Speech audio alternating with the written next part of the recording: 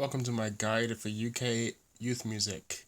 Uh, Everything can be traced back to Jamaica, reggae, and more specifically, dub.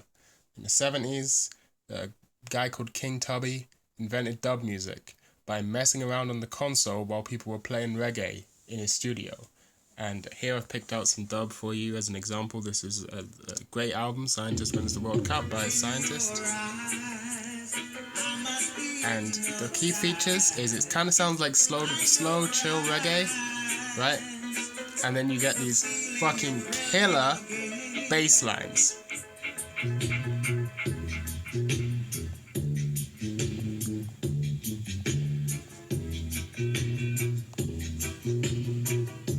My speaker's too shit to play these bass lines justice, but listen in good headphones to this whole album and any other dub you can find. Lee Perry, King Tubby, whatever. And the bass lines are heavy and awesome. And the other thing is there's heavy use of reverb and echo to give effects on the drums and such like. So if you listen, you hear the drums, how they have this heavy reverb on them, spring reverb.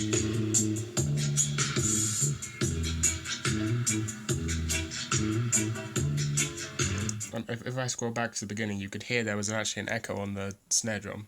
Or the guitar. You hear like this powerful echo effect?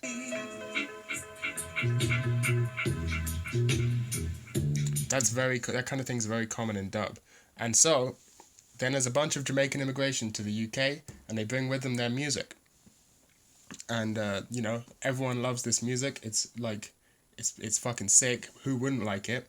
And a bunch of white people get hold of it. And they just low-key invent like post-punk. And goth stems from using the same sort of techniques. So you can clearly listen to Bela Lugosi's Dead, the first goth record. You can hear the same sort of live mixing, messing around with echoes, delays, and whatever so have you, to give these weird effects and these heavy focus on the bass as an instrument. All very present in post-punk. In the late 70s. Now, meanwhile, at the same time, the Germans are on a fucking mad one. They're inventing all this crazy electronic shit, right? Listen to this, hardest fucking lyrics of all time. On the Autobahn, fun, fun, fun on the Autobahn. Dun, dun, dun, dun. Hardest shit ever fucking written. Ooh, hey, hey, hey, hey, hey. Tell me that's not the hardest thing ever. So they're making all this crazy shit with electronic fucking synths and shit. It's wild, right? And, they get even more wild with it. They get... The gays get hold of it. The gays get hold of it, and it goes crazy. But we're getting ahead of ourselves. This isn't till the 80s. Also, side note, a lot of people think post-punk was invented in the UK, just like a lot of people think punk was invented in the UK. Neither of those is true. Both of those were invented in America, although that will piss people off, because the British music press loves to pretend that we invented everything. This is probably the first post-punk tune. It's by Brian Eno, of all people. And you can hear, this definitely sounds post-punky.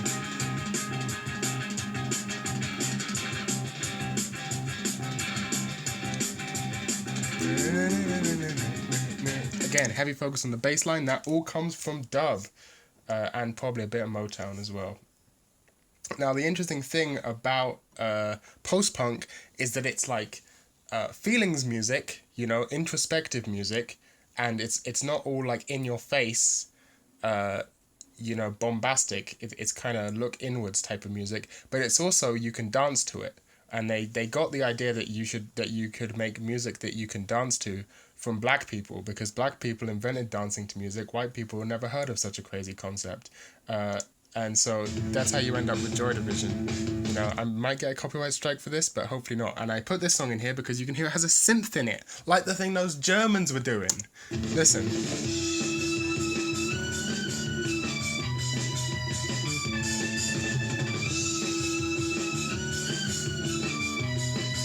Very out of tune synth, but that's what makes this album so special. So you got the Germans with the synths, and you got the bass lines from the dub, still a thing, and the mixing from the dub in the actual album, not the live version. You can hear the drums very much dub inspired mixing. You got the synths, and you got the like industrial Britain is raining in grey all the time type of shit as well. And of course, you know who. I hope you didn't forget about Kraftwerk, because do you know who didn't forget about Kraftwerk? New Order didn't forget about Kraftwerk, right? Now it's all electronic. Now everything's electronic. I'm not going to play too much about it because I will definitely get a copyright strike. So you got this crazy new wave shit, right? With like danceable, it's like got a 4 on the floor dance beat, and it's got this. It's crazy. It's fucking crazy. And then in the 1980s, in 1986 and 7, you had something called the Second Summer of Love. Now, the original Summer of Love was in the 60s with the hippies, but in the UK we had a second one. Haha, we got one and no one else did. Where everyone invented something called raves, where you get into some sort of a warehouse with 500 other people, everyone takes a shitload of MDMA, and you listen to this brand new type of music called acid house. Listen to it.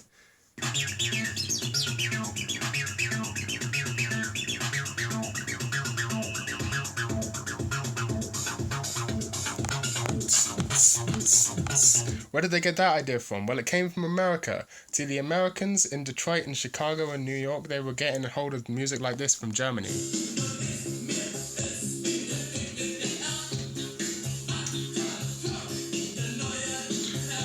I'm telling you, gay German people, they invented so much of the music we listen to. So they got a hold of that stuff, and they, did their own thing. Chicago house and Detroit techno and all that is a whole other story. But somewhere in the mix, acid house got invented, which apparently this is the first acid house track, right? And that got really big in the UK, and people started playing it at raves. Now, one of the things about raves is they're really big sound systems, right? What's this? Oh, this is Barrington Levy. So yeah. Raves are very... I'll get to Barrington Levy in 1 second. So raves have very big sound system, big speakers, big venues, right? Loud. And one of the things about big loud speakers is that bass sounds really heavy on it. If you've ever been to a gig, ever, you know that you can feel the bass in your body, right? When the kick drum hits or whatever, you can feel the bass in your body and it vibrates you and it sounds really cool, especially when you're off your tits on drugs, right? And so people start to take notice of that, but we're getting ahead of it ourselves. Now, in Jamaica, again, everything always goes back to Jamaica. Meanwhile, while the technology is arriving for electronic music and it's getting cheap enough for average people, not just specialists like Kraftwerk, who are really nerdy into technical stuff, but now regular people can have access to cheap electronic equipment. In Jamaica, and big speakers and shit, in Jamaica you get dancehall music, sort of the evolution of dub and reggae, where now we're bringing in some more electronic elements. So listen to this banging Barrington Levy tune. Kind of sounds like electronic reggae. Now, what I want you to do is listen closely to that clap. That's an 808 clap, because this is an 808 drum machine, right? That is an 808. Just interesting. That would fit right at home in a modern day trap tune, that clap sample. But listen to the bass. You can't even really hear it on my shitty fucking speaker, but if you listen to the bass, you'll hear, again, taking the style of dub with the heavy bass lines and now making it electronically. This was already done before this tune. This isn't like the earliest. It was already done before this era, but this is just a good time to bring it up in my narrative. So, again, because Jamaican culture are very influential on British culture, especially around where I live, London type of area, South London. So, where was I? Yes, so raves are a thing, and raves are still continue being a thing. And someone invents breakbeat hardcore, where they take the 808 drums and they start putting old breakbeats from like Motown samples and stuff like that, and then that evolves into jungle. In the 90s. We're in the 90s now, by the way. We went all the way through. And the thing about jungle is they also love the deep bass lines, because bass lines sound awesome from big speakers, right? They have these big sub-bass lines from the big speakers, and it's all originated in dub. Dub people were all the people that have, understood that. And a lot of this music was made by Jamaicans as well. Like a lot of original electronic music. People are stupid and they think white people do electronic music. Chicago house, Detroit techno, and New York garage all invented by black people, pioneered by black people, especially gay black people. Jungle also black people. White people don't invent shit, right? So Jungle's fucking sick. Everyone's dancing to Jungle in the fucking raves and shit. And this, we're jumping ahead 20 years now, but just because I want you to see how hype this moment is, everyone in the UK has seen this. Every single human being, I don't care who you are. I feel like, in my experience, every single human being has seen this moment, iconic British moment. So, the idea of people singing in dance halls, you know, an actual singer or vocalist over the track from Jamaica is brought over to the UK sort of jungle scene, and that's how you end up with stuff like the ultimate, most famous jungle tune, Incredible General Levy. And I'll just play you a snippet from here.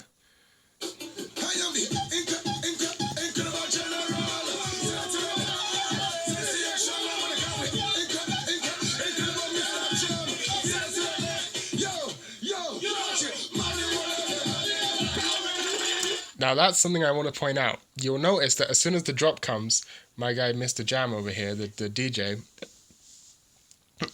rewinds the track and stops the track. This is a very common thing in UK music. Again, it comes from dancehall culture, where when something is super, super hype and everyone's going off, the DJ will restart the track basically after the drop so that everyone can sort of get the hype again. So you basically get to experience the drop twice. It's great fun. You know, it's called reloading or, you know, whatever. So yeah, here you can hear we have this Jamaican patois guy, Jamaican rapper, spitting over a jungle tune.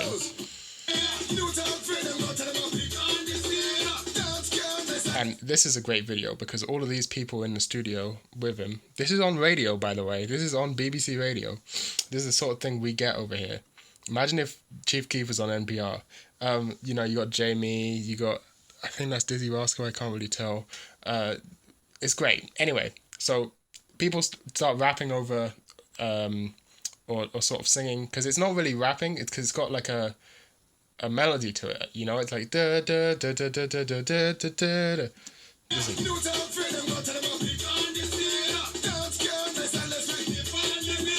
Right, so it's like singing, but it's like kind of rapping as well. Jamaican style stuff, right? Dancehall style stuff.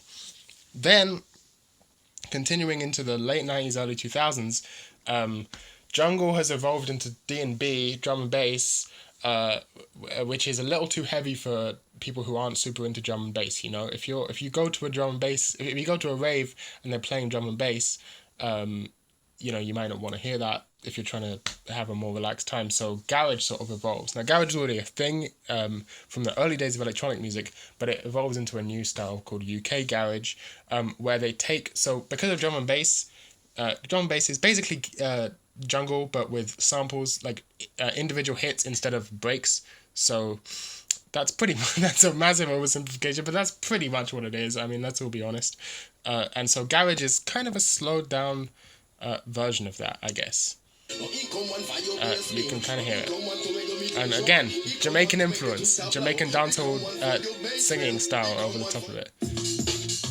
So you can hear this is a very typical garage type of beat. So they've taken, it's a kind of a weird mixture of drum and bass and house. So they take the drum samples from a house track and they do sort of a drum and bass breakbeat pattern over it, and it always goes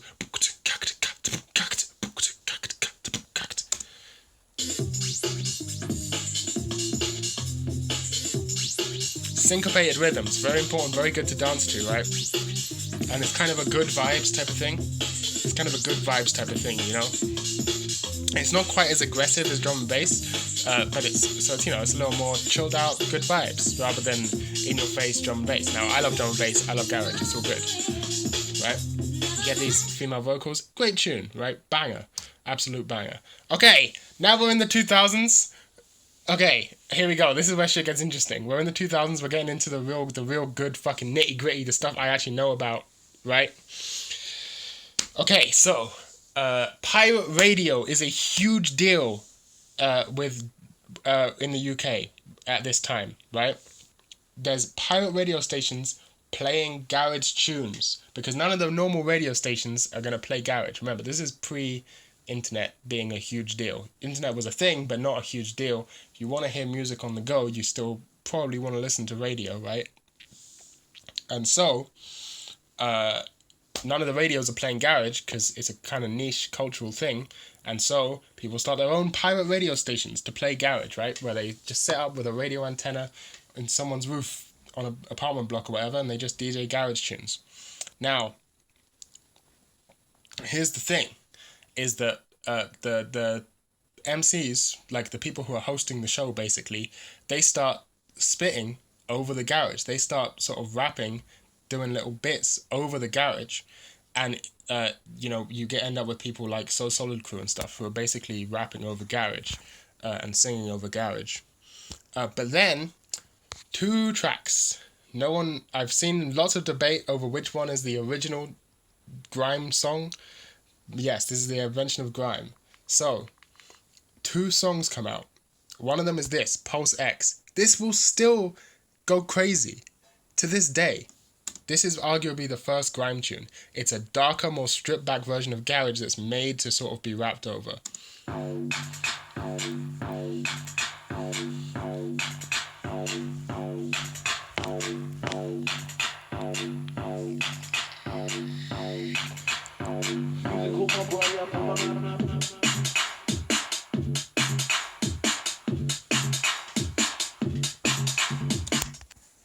And then the other possible first grime track, they're basically both the first grime track, they're pretty much both the same thing, is this by a man named Wiley, who is probably the most important person in UK music of all time. Also a raging anti-Semite, fun fact.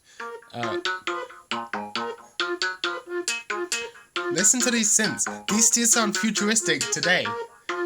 It's crazy. So, this is a grime instrumental, right?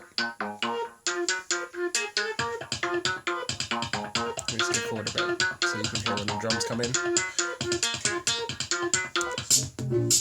Nope, skip forward too much.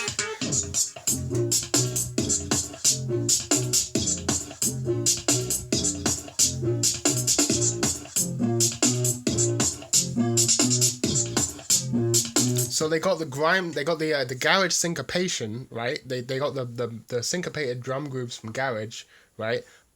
But they're really stripped back and dark because they're made to be played on pirate radio while MCs are rapping over them. So the garage would have like vocal samples and R&B samples, stuff like that. Female vocals, whatever. But this stuff has no vocals. It's very stripped back. It's spacious and sort of empty and introspective, almost similar, pardon me, to the old post-punk stuff, right? To leave space for people spitting over it on pirate radio. And here is an example of what it will sound like once people start adding vocals to it. On the same album, Treading on Thin Ice. This is probably the first grime album by Wiley. How the fuck do you make synths sound like this? I can't do it in this day with modern technology. He made this on a shitty, first version of whatever software he was using. Listen to that synth, it's fucking wild.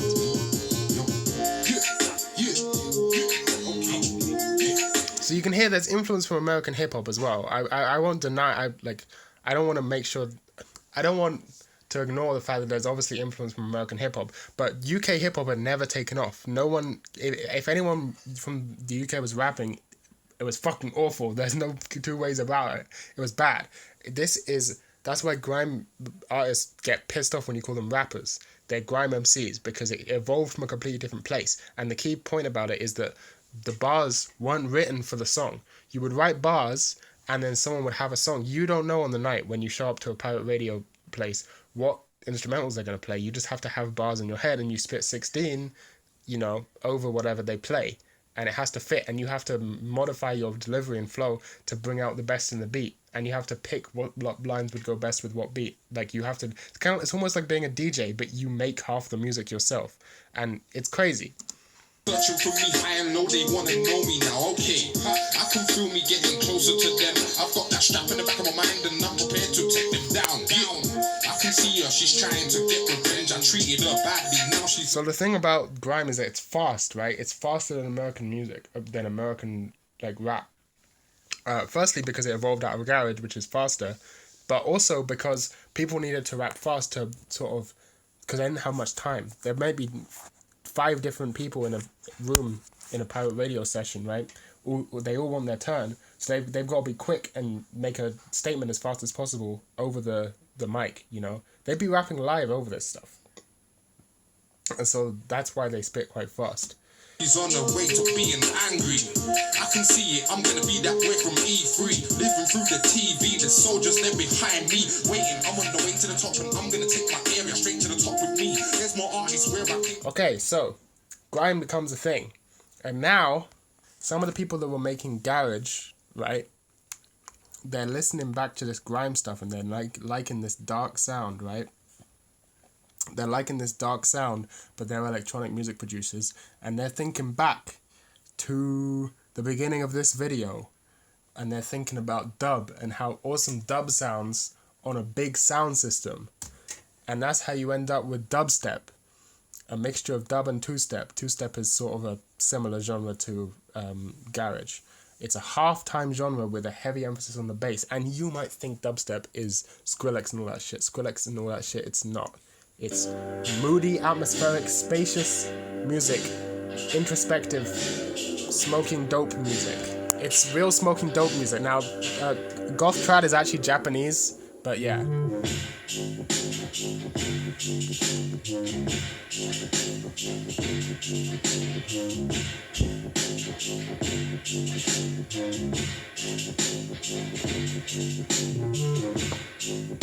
Can you hear the similarities in the synths and the syncopation and everything to grime? It all evolved out of the same place, right?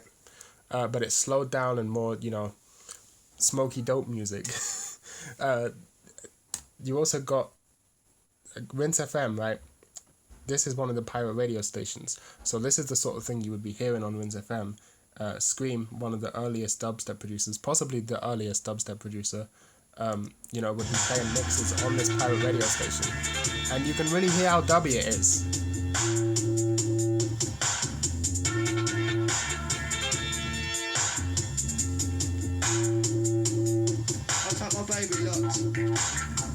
There he is, talking over the music, right?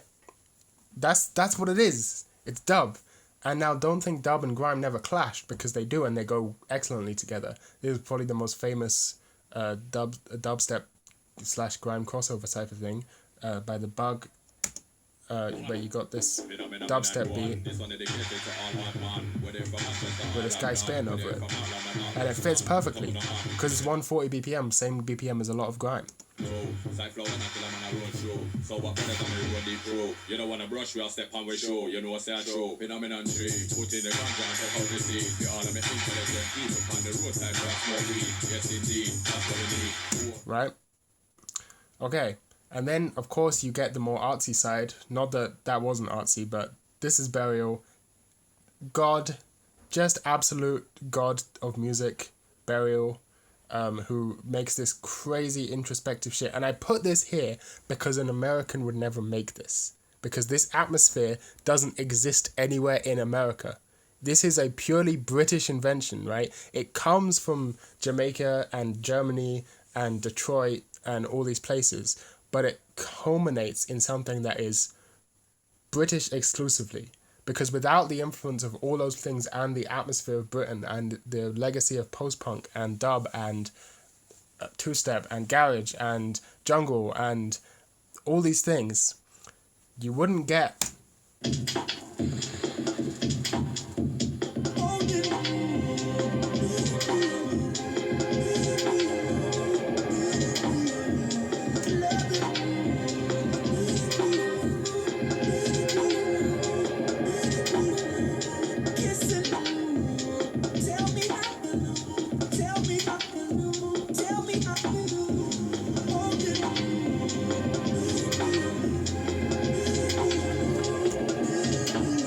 There you go.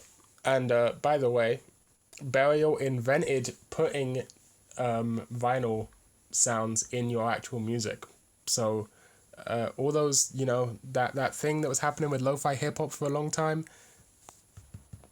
all comes from this album. He invented it. Okay, then we're getting closer and closer to modern era, right?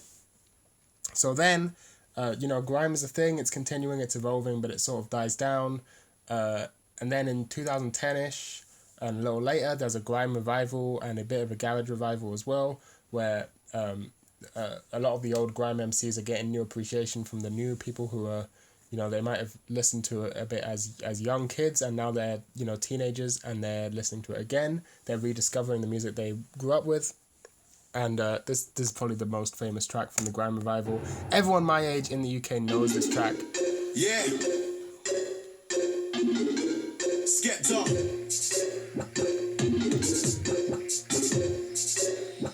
One man flows, yeah, I got some of those. Everyone in the UK my age knows that bar. Everyone knows this song. I used to wear Gucci, I put it all in the bin cause that's not me. True, I used to look like you but dressing like a mess, no, that's not me. It's the return of the Mac. Right. Going on. Everything's going well. Everything's going nice. And then, somewhere, thousands of miles away, one song appears that would change the world forever.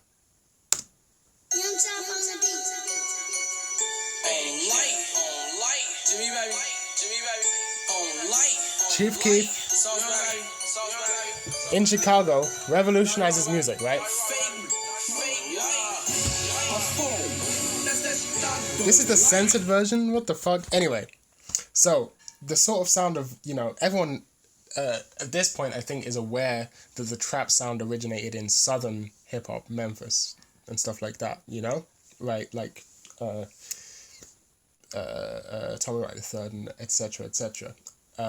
But Chicago drill changes music because it revolutionizes this genre of music with the type of lyrics and whatever. Everyone in the UK loves that shit.